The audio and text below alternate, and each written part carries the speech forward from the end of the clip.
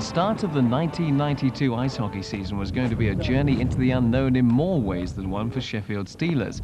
And their first step into the unknown was to be a trip to Latvia for a 10-day training camp to mould their new team. Leaving Sheffield Arena at 2 in the morning, the squad began its pioneering trip.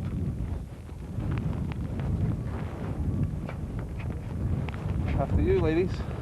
3.5 hours later, and the journey was still just only beginning. Maybe we should say it's 5:30 in the morning so everyone knows why we're so quiet. At Heathrow, Scandinavian Air Services staff were checking in the giant kit bags containing protective clothing, skates and bundles of hockey sticks. Don't worry, Anne, we'll be in the bar soon.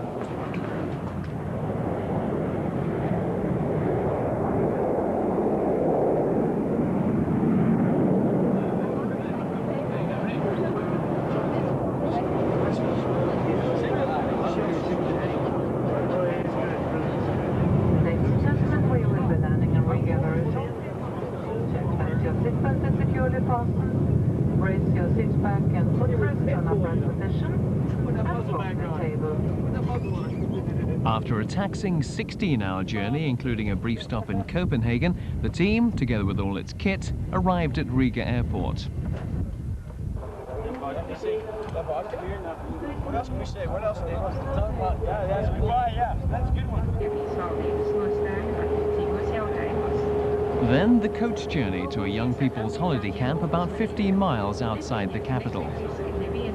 It's a big house, right? There's 20 beds in it. It's massive. Right, massive house. Hardly the Ritz. This is an experience. Some of the team found themselves in a brick building which was originally intended to be a hotel. Not really five-star material.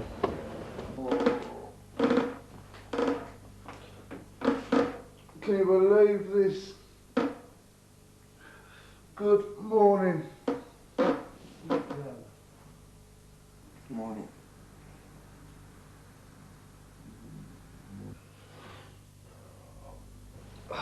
After all that travelling, getting up was never going to be easy, but everyone made it, in the end. The long, sandy beaches were just 5 minutes away from the camp. Oh, you don't need to go down running, you're touching the ground. It's the easiest way. Okay, boys. Although the team had been warned against swimming in the polluted Baltic, they proved ideal for stretching muscles which had grown tight during the 4 months closed season, getting them used to the demands which the new season would bring. With a total population of about 2.7 million people, around half the number of people living in London alone, you could be forgiven for wondering how Latvia hopes to make it on its own as an independent state. Wages are poor, around 250 rubles or £20 a month, and the average Latvian has savings of less than £150. The Latvians, though, are fiercely proud of their independence, and on Independence Day, the statue in the centre of the capital, Riga, erected to mark the breakaway from Russia between the wars, is surrounded by piles of flowers. Riga is a strange mixture of decay and elegance. Many buildings are literally falling apart after years of neglect, but in the old town beside the river Daugava, which flows to the Baltic, a major effort is underway to restore many historic buildings to their former glory.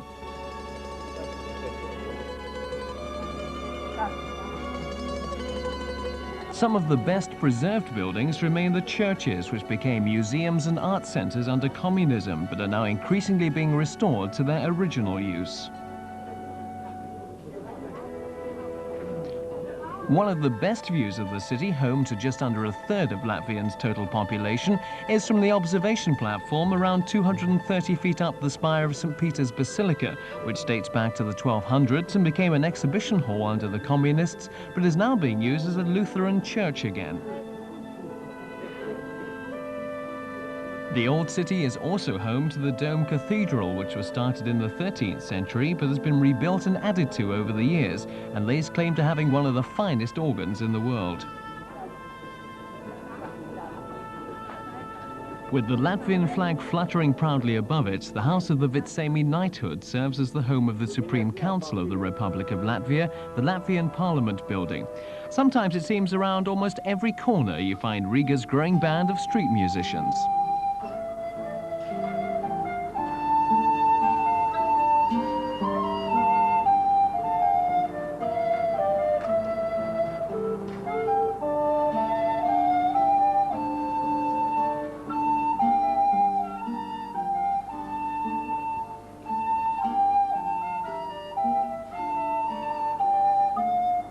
Even while they were taking a look at the sights, the team's thoughts were not far away from the test they would face against Saga, the Latvian champions. The opposition is going to be very tough. The team was supposed to be playing toward the NHL teams from some years ago and didn't lose, so I think we're going to be up against it. Although the team has changed in name and whatever since the breakdown of the Soviet Union, but basically they're going to be good. We're going to have his hands full. The sightseeing over, the time had come to step up the exercise for the fastest and one of the most physical team sports there is. Not weightlifting, not basketball, but ice hockey.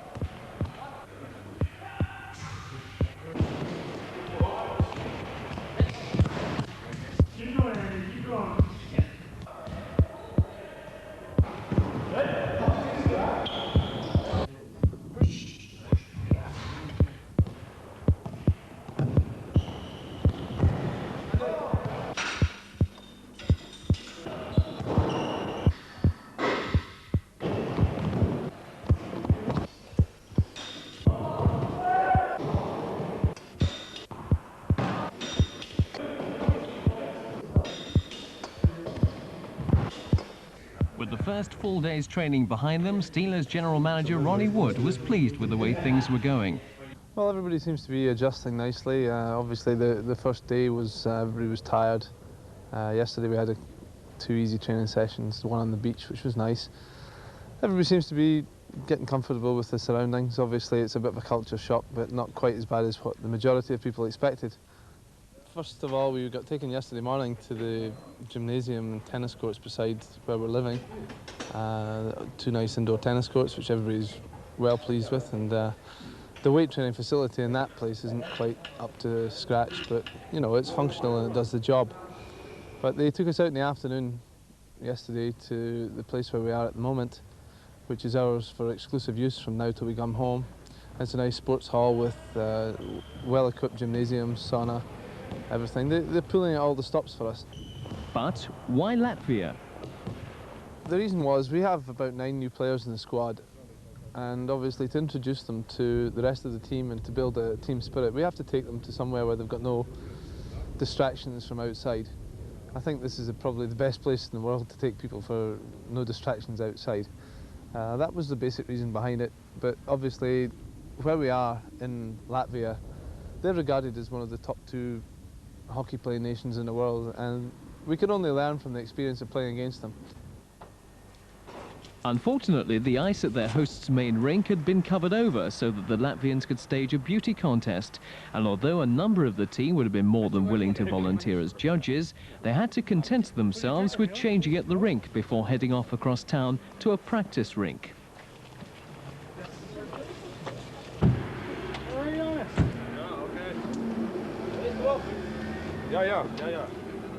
Let's go training, boys. Hey, Neil, you're not skating in these 2000s, are you? Hot weather before the Sheffield team's arrival had been playing havoc with the ice-making plant at the somewhat Spartan practice rink based at Riga's main athletic stadium. So for a workout, it's going to be okay. We'll be out. It's good enough. I don't know how thick it is still, but I'll find out pretty soon.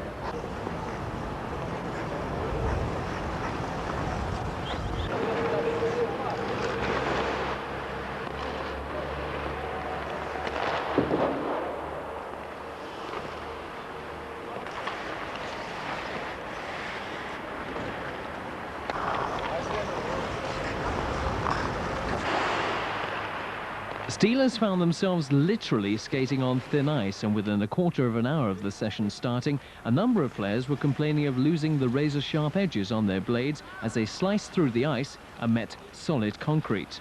The ice isn't that thick, and the pavement's sort of, you know, straight on the pavement sort of thing, so I dug in and went through the ice and onto the pavement, and my skate slid right out. And I lost an edge too, unfortunately. Latvian food, or maybe it was the water, was beginning to take its toll on a number of the party. But back at the main rink, the Steelers discovered what was to become an oasis in the culinary desert. The Whoopsie Burger Bar, soon christened Whoopsies by the lads, was a welcome port in a storm. I'm the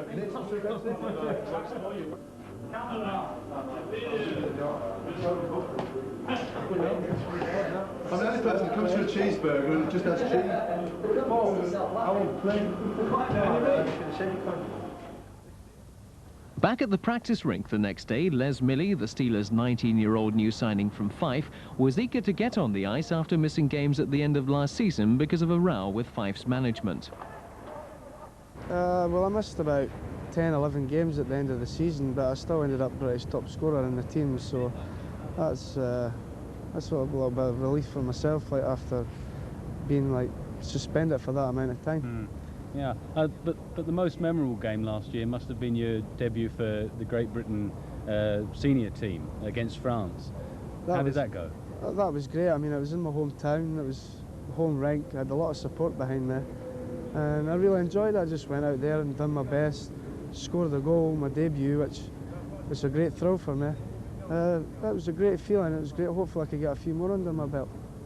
Well, Tom Plummer, we're looking here at the new facilities, which are a bit of an improvement on the rink that you're practicing on. There's a football pitch here, and you're a bit of a footballer yourself. In fact, you came over to Britain to play football. Can you tell us about that? I did, actually. I had an arrangement with Air United that I came over for a 2-week trial, and turned into 2 months, and then it led to second division football with Stranraer.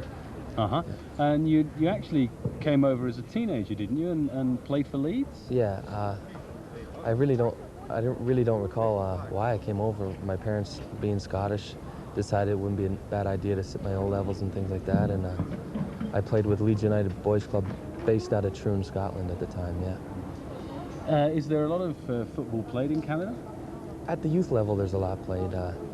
I think really now it's the highest, like the most popular sport as a kid, but with the no professional ranks to go up to, it kind of dies out when they reach around 15, 16.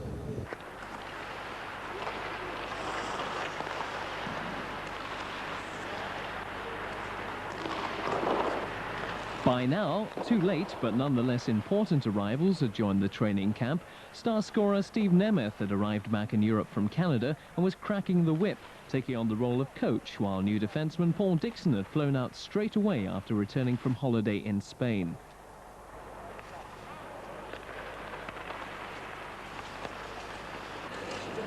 Two shots you get, all right? Everybody gets 2 shots. Mark's going to skate around this circle. You can't see it, but just kind of go around the circle and Nick pass it to him right away when he's looking, not in his feet. There we go. Come on, boys. I mean on it.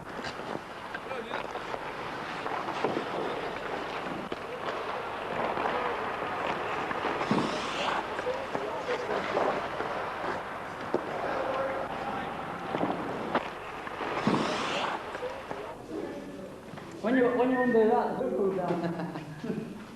Yeah, don't leave the door though.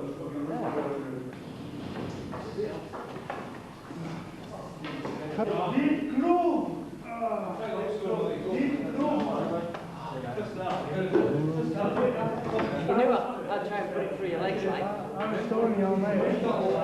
Because you went like that. You're coming from, I think. Good lad. The beard comes off when we get back to Sheffield.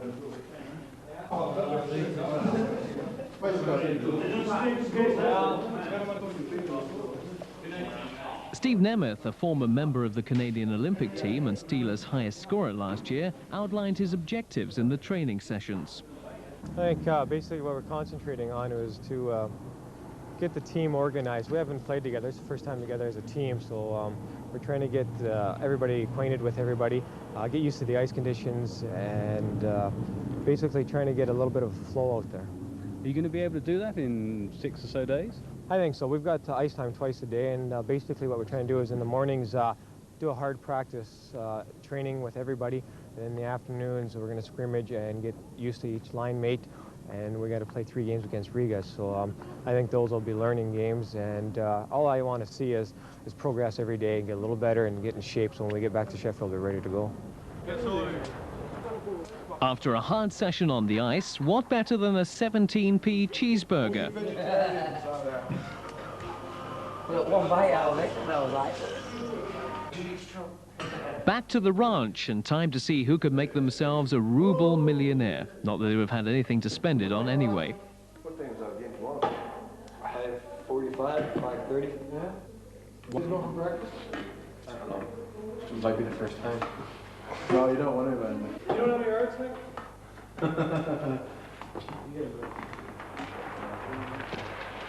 A new day dawns, and with the Steelers' first game against the Latvian champions looming large, the time had come to step up the training. By now, the ice was reasonably thick and white enough for the netminders to see where the puck was going in the practice rink, with its canvas dome held up by air pressure. Among the players joining Steelers for the first time was former Humberside Seahawk Andy Steele, a forechecking specialist who uses his speed to chase loose pucks into his opponent's corners and his strength to dislodge any defenders who get in his way. It's a physical game, and the padding he wears is vital if he's to avoid injury. Plus, from the top, you've got your shoulder pads that protect you from checks with other opponents. You need them a great deal with the speeds you're going at. Protect your shoulders. I have suffered a broken collarbone. And then going down your arms? Now, with the elbow pads, if you're in a few checks and that, you fall along the ice, you need to protect your elbows. And pretty heavy padded gloves. How easy is it to hold the stick with those? It's pretty easy. It's soft leather for the palms. They've got a lot of give. But you need a lot of support on the top, like with people coming in with the sticks for slashing. Yeah. So you need a lot of protection on your hands. On your legs, you've got a fair bit of padding as well. Yeah, same again. For your legs, protect any shots. If you stood in front of the net with a puck slide, can go at some speed. So. What sort of speed? The puck can go at least like over 100 miles an hour. Some players can shoot puck great speeds. So you need a great deal of protection on your legs. So tell us, when people see you on the ice, they know you've got all this gear on, but when a puck hits you or when a player hits you, you still feel it, don't you? You still feel the bruises. You wake up the next morning, you got the ice packs out. Netminders are even more heavily padded, but the puck sometimes gets through, as Andy Havenhand discovered.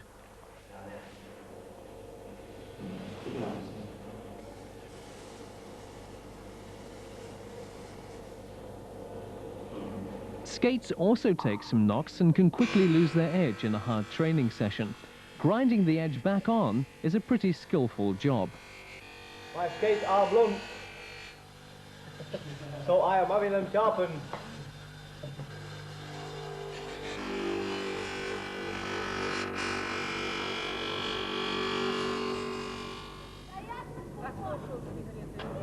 With the first game against Riga only hours away, no one was wanting to train too hard and risk injury, so the best thing to do was to stay at the camp, which was also playing host to a party of kids from Chernobyl, enjoying a government-backed break from the town which suffered Russia's nuclear power plant's disaster.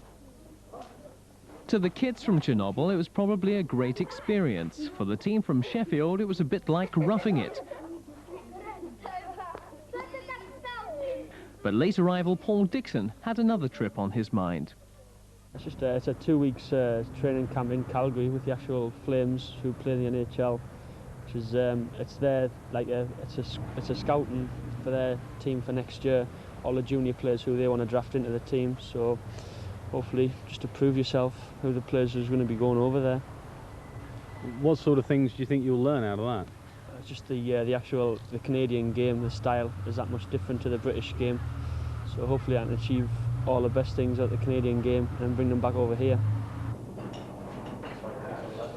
Lunch and the Latvians had, after a few days, come some way to working out the sort of food that a bunch of Britons and North Americans might like.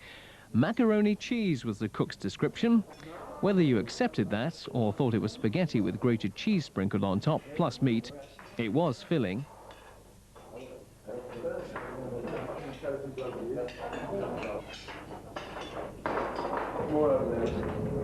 So, once more, the time had come to make the 25-kilometre journey to Riga.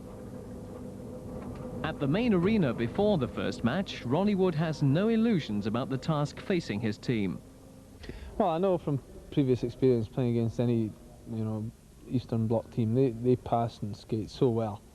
I mean, this is going to be a problem for us, trying to maintain the same level of of speed, but we can only do our best and put in 110% effort. That's all we're here for, and that's all we want people to do.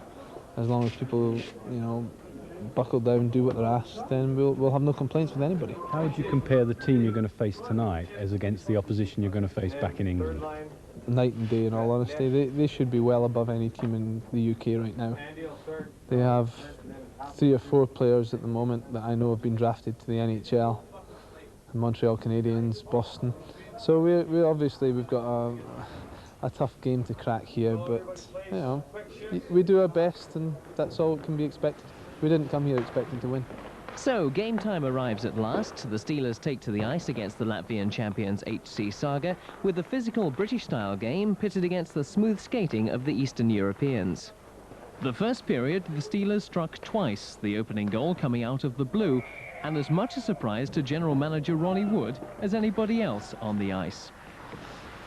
For all their grace and teamwork, even HC Saga could be caught napping, and who better to pick up on the loose spoils than Steve Nemeth, who takes the puck 3/4 of the way down the ice, the slap shot leaving the goalie waving at air. But this move shows the Latvians can turn it on when they want to, and there's nothing the Steelers' defence or Andy Havenhand can do to stop it. And further evidence of the wonderful interchange and inch-perfect passing shown by HC Saga, 4 players involved in an intricate move, with the Steelers just looking on. For individual efforts, you'd have to go a long way to beat this by Mark Mackey. He has Steve Nemeth in support, but doesn't need him, and that's why. The aggressive side of the Steelers' game, or win the puck at any cost, is best illustrated by this play involving Steve McSwain, a good left and right that Evander Holyfield would have been proud of, but this being Latvia, they part as friends. Now for one of the flukiest goals you're ever likely to see. The rink's boards play as big a part in the build-up as any of the players. The shot from Steve Nemeth producing an unlikely ricochet. Paul Dixon is in the perfect position, so too is Mark Mackey. He should never have given up fencing.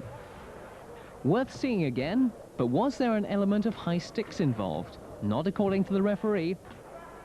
The Latvians round off the first game with a backhand shot, but the Steelers can be well pleased with a 9-5 scoreline against them.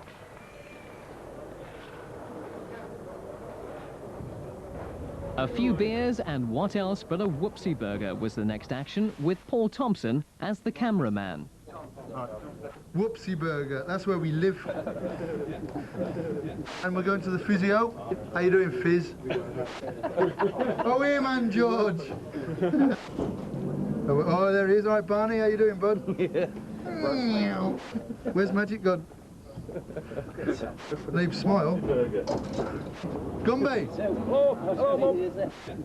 Over and out. The summer layoff and a strenuous match has taken their toll on some team members.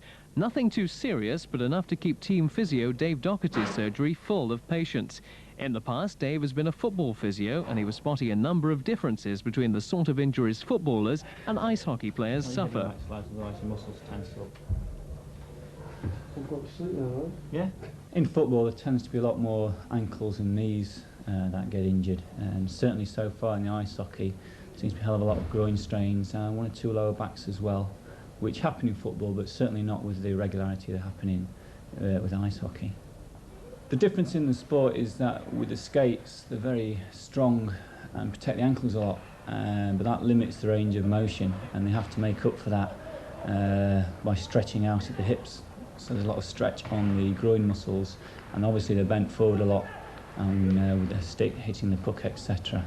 So that puts stress on the back, and then of course it's just the pure extra contact. Canadian-born Mark Mackey had scored a hat-trick in the first game against the Latvians. How had he rated the Steelers' performance? All in all, it was a good game for us. It was the first time we had played against an opposition, and the team did really well, actually. But there's a lot of stick work involved, and it was a rough game. A rough game, what, from both sides, or? From both sides, oh yeah. Well, at first we started off a bit, you know, slow, seeing what it was going to be like. And they started using the stick and body on us, so of course we sort of started doing the same thing. How did you think the team responded to that physical side of things? It was good. It was good. We're not going to be a team that's going to be taken lightly this year. And it showed last night. If anybody wants to use the body or stick work on us, we'll just turn around and use the same on them. How would you rate the sort of opposition that you were up against last night? They were good. They can move the puck well, and they could shoot. They can make plays. They could skate. They were a good team.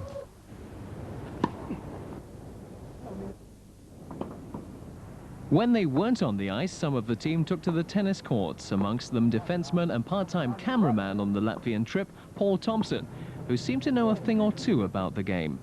I just play a bit at home with the lads. There's a tennis court opposite my mate's house, and we go over most nights just to play, you know. Keeps you fit through the summer when we're not training. It's a game you like? Oh yeah, I love it, yeah. Great game. I think all the lads love it. You can see everyone's trying to play tennis as much as they can.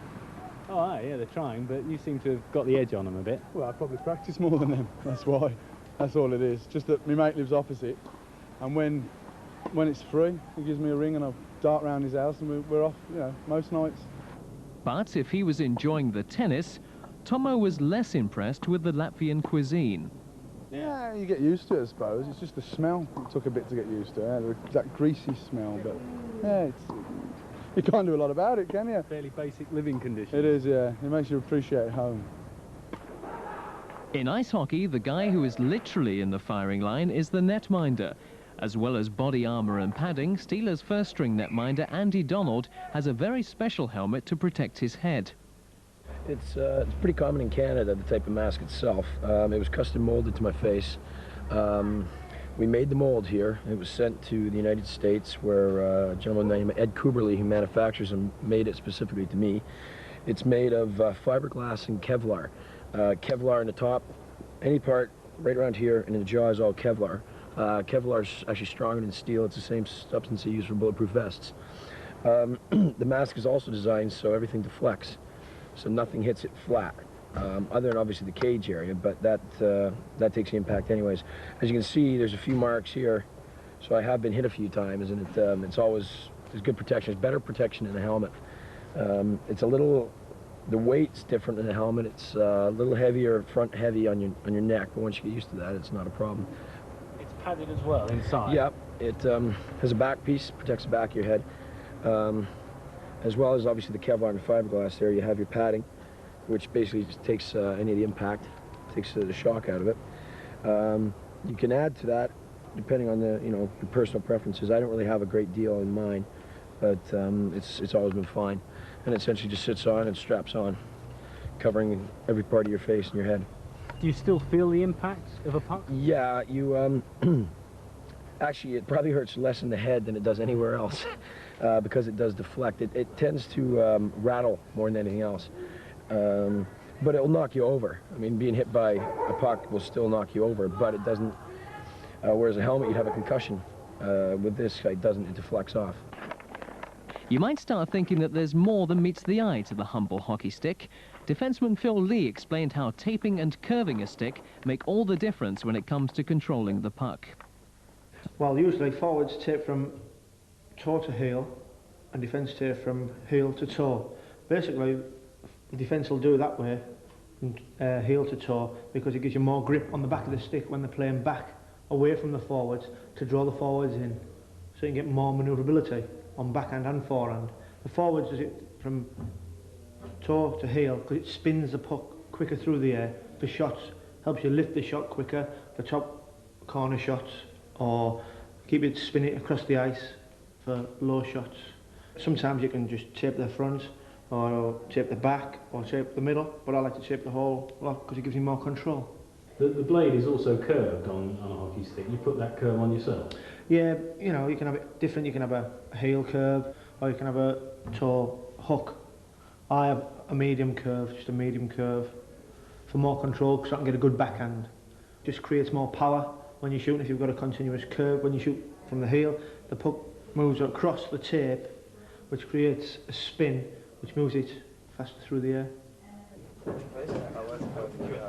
For the second game, Steelers and their Latvian hosts agreed to mix their teams so that Steelers forwards could find out what it was like to play with the Latvian defence and vice versa. And it all became a very light-hearted affair.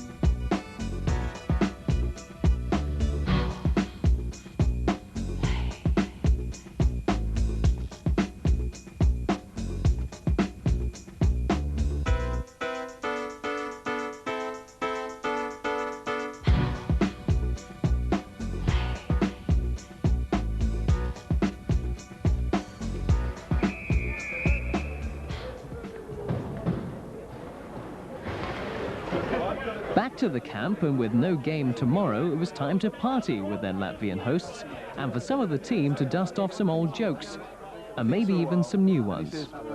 I've got a donkey jacket, I think it's great. It's got 9 buttons, but it'll only fascinate.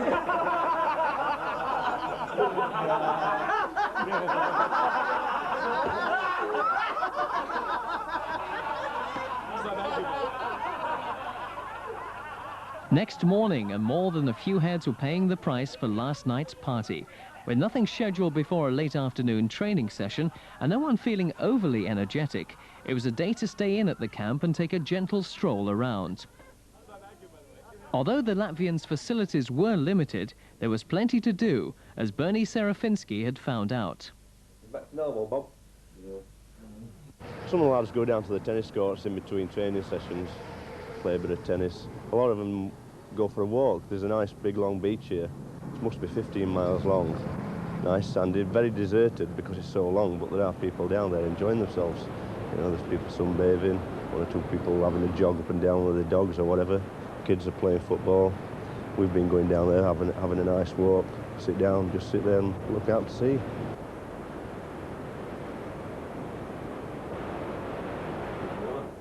Phoning home became a major performance for the Steelers. First, they had to find a friendly Latvian to book the calls, and then go to his home the following day to wait for the operator to phone to connect them.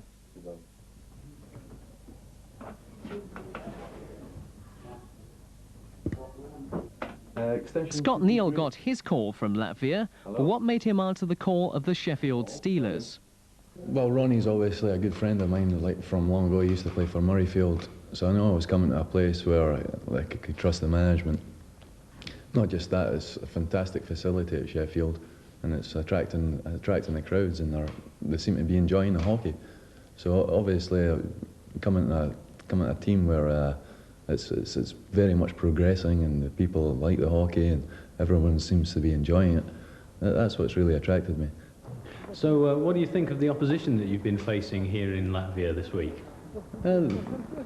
Much as I expected. They're very skillful, very fast, typical Russian style.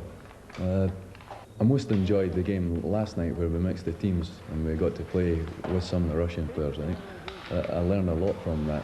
I think a lot of guys in our team have gained a lot of experience from that. The passing skills, they helped you out so much, especially the defensemen. They came out, passed the puck right on your stick, you go up the ice and they're right behind you. And it was more a team game rather than an individual game that we generally try to play in Britain. These guys really helped you out a lot. Were there any of the Latvian players that you particularly highlight as skillful and going places? Yeah, there was the number 5, I think his name's Harry Vitovic. He had a good vision, good stick handling skills, very fast skater. He'd teach our players a thing or two, and even probably a lot of the imports in our league as well. With the main arena now available, Steelers were able to quit the practice rink and take advantage of their newfound luxury.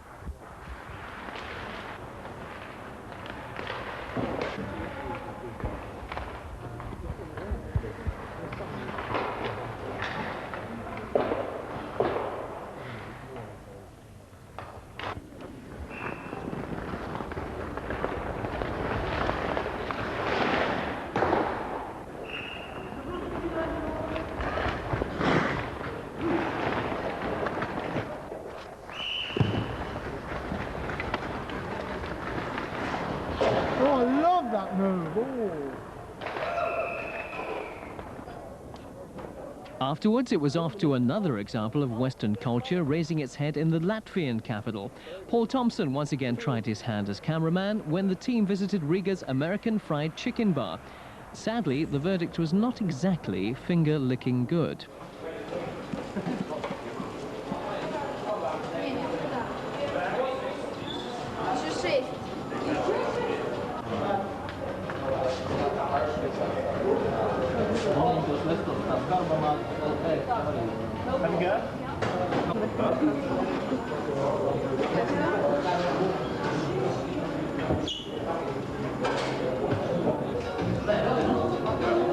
This is our first, what is this, American chicken here? Yeah. It's a a change from burgers.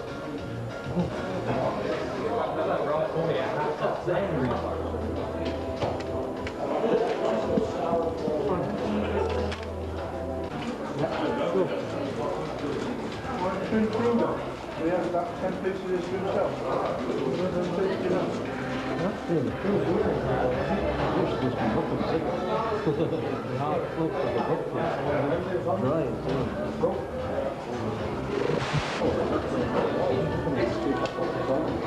And Big Nail. When I punch you in the head today. Hello, hello. These are the chicken people. These are the chicks. What am I?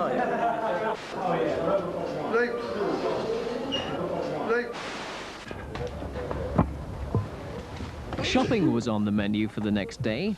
Jamala, just down the road from base, was the place. Just another day in Latvia. As my friend used to say, just another shitty day in paradise.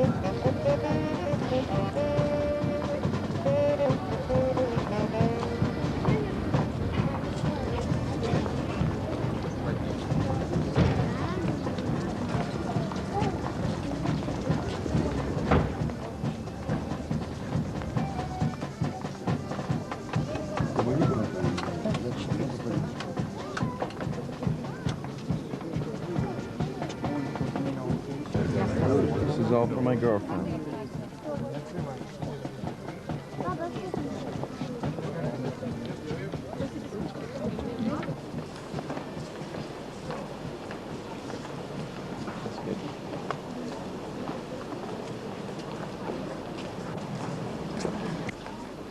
Best food of week. Normally around $40–50 back in Canada. You got for like £3. All of this. We're looking at about 75 rubles for a lure. So I don't know what you got at angling back in England. We pick up the shoes for how much? This was 680, so 680. This is 650 rubles. £2? Which works out £2.50 converted back to our money. So. Okay, now I'll give you something to look at, really nice. Here, hold on. It's for the wife. You can zoom in there, a little lacquer box. The jewelry. But that was worth a little bit more. That was about 13 quid. Yeah. It's all hand done. So we're doing pretty good here. I think within 20 quid we've got probably 50 quid's worth of stuff. Let's go down that way. Suits down there still. All right. All right. Gary Cox was going to miss the remaining matches in Latvia, having suffered worse than most from the stomach upsets which hit the whole team. No, I found out I'm allergic to Latvia. Everything about it just gives me a headache and flu and poorly bottom. Alaskan-born Steve McSwain still had to experience playing in Sheffield Arena, but how was he enjoying training and playing in Latvia? It's been a good week here. I'm certainly sore. Training camps are always there. I was trying to think back on all the different training camps I've been, and you always want to get a nice experience out of it, and this has definitely done the trick there. So that's when you look back on these things later on in life, I can say, you know, this year with the Steelers training camp in Latvia, it's always going to be a good conversation. So you're well impressed with the team you're joining, and you've also been impressed with the Latvians as well. Yeah. I mean, they've really laid out a nice carpet for us here, and it's an eye opener. They live differently than we do, but we've been respecting their ways, and I mean, I've had a nice experience here. It's so shocking. I can't believe some of the things you can buy. I bought a bunch of fishing lures today for. Normally in Alaska, I'd pay $50. I bought it for like $10 here, $5 maybe. But it's been a good experience. So, but one more day and then we're going home to Pizza Hut. All smiles then from Steve McSwain, but the rest of the team had suffered their fair share of injuries and stomach upsets on the trip. It's a depleted squad who face HC Saga in Game 3. Steelers deciding to use the body and take it to the Latvians right from the start. But it's the home side who dominates the early play. Neil Abel, not quite into his stride at the beginning, can only look as the Latvian number 22 rounds off the move with precision finishing. But they were as guilty of puck watching as the Steelers were, and Abel more than makes amends for his defensive error, starting the move and finishing it. More evidence now of the way the home side create a move and then finish it off with ruthless authority. These games were not pre-season friendlies by any means. The Steelers by now very tired after 3 hard games, but there was still a bit of fight and determination left in them yet. And they still had the ability to put together a good workmanlike move involving Nemeth, Millie, Lee and Dixon, and finally Mackey. If you haven't seen enough of what the best of Latvian ice hockey has to offer, here's more evidence that when they want to, they can just run rings around the defense. Again, all the 5 outplayers involved, all Andy Havenhand can do is pick the puck out of the net. A bit of drama to add to the proceedings. We'd had just about everything other than a penalty shot, but to complete the set, here it was. Steve Nemeth, the normally inch-perfect Nemeth, the man to take it. But the arch-goal scorer, despite the elaborate build-up, tries the 5-hole, only to find it covered up. There was no shortage of goals in this game. Here comes a rocket that even Ron Shudra would find hard to match from HC Saga's number 24. You're about to see Les Millie do his impression of a roadblock. There's no way through here, my son, but there is room for Mackey to flip the pass inside to Nemeth, who makes up for his penalty miss. But the Latvians aren't finished yet. A carbon copy of earlier moves, 2 men sniffing around for the loose spoils around the net, the Steelers' defense powerless to stop it. If Ronnie Wood's side didn't have enough problems already, one thing you don't need is a crack on the head by your own player. Paul Dixon is the recipient of this misplaced clearance. You don't see that many goals from Ali Wood these days, but here's one to treasure from his Latvian experience. It could have been McSwain's or Mackey's, but it was young Alistair on hand this time to provide the finishing touch. That well-honed combination of Mackey and Nemeth was on hand again to add to the Steelers' tally. Cheeky as you like, that one. So, 16-5 the final score to HC Saga, and after 3 hours of ice hockey action, the Latvian experience was finally over. Nick Rothwell, we've just come, or you've just come off the ice against the Regan team for the 2nd time. Yeah. How did the game go today? Well, the result didn't really matter. We tried our hardest and things like that. Everything came through the way we wanted to. The score didn't matter. The score, if we would have lost by 100 goals, things would have been positive anyway. That's why we came here. Riga has always produced the best hockey in the world, well, some of it anyway. And we just wanted it to be a learning experience.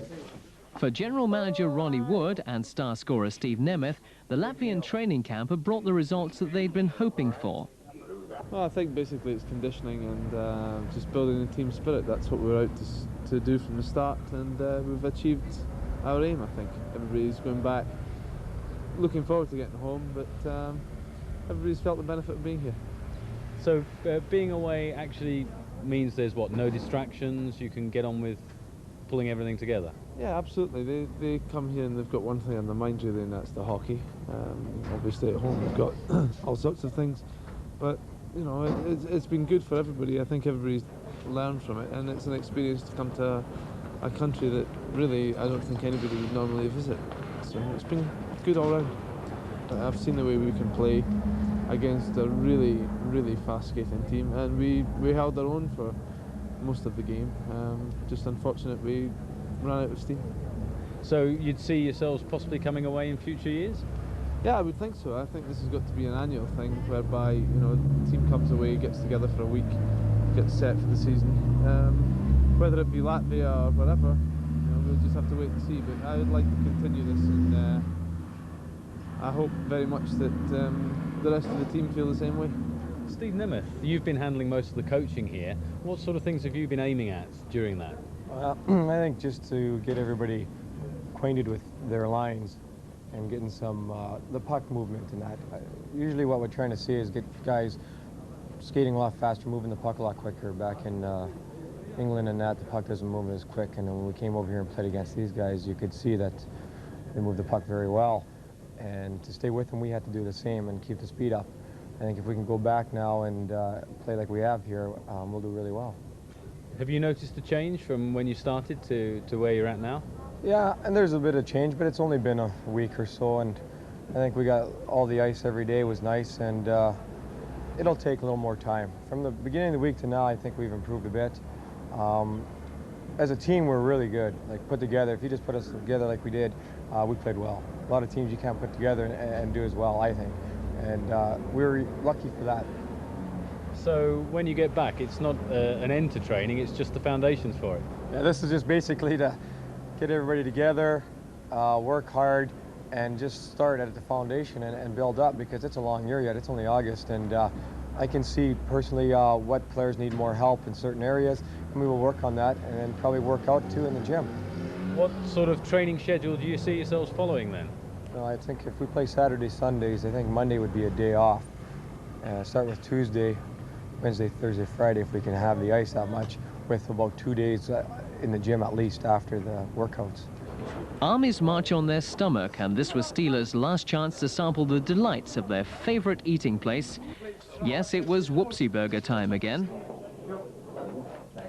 Fortified with a burger snack, the team and their Latvian hosts headed off for another hardly traditional Latvian dish, pizza. Mucho gracias. That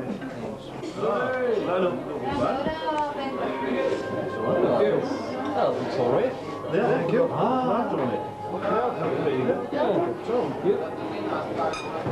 Just check, there's nothing moving on the plate. Quick pizza. Andy. Rosie does shears in Latvia. This place called Roses in Solihull. Oh, and they're good. Oh. If you're ugly, they don't let you in. So I got a job as a boot boy. Is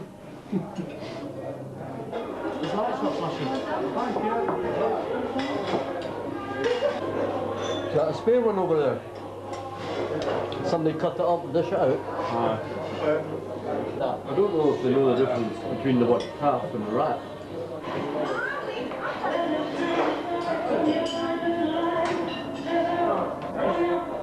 All the hard work over, and with the long journey home ahead, what better place could there be to relax than the lakeside Dhaka, built for a former Latvian Communist Party boss?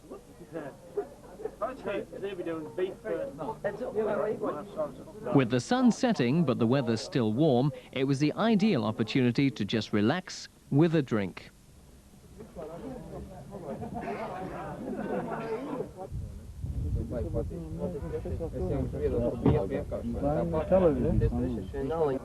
What's that? No, no.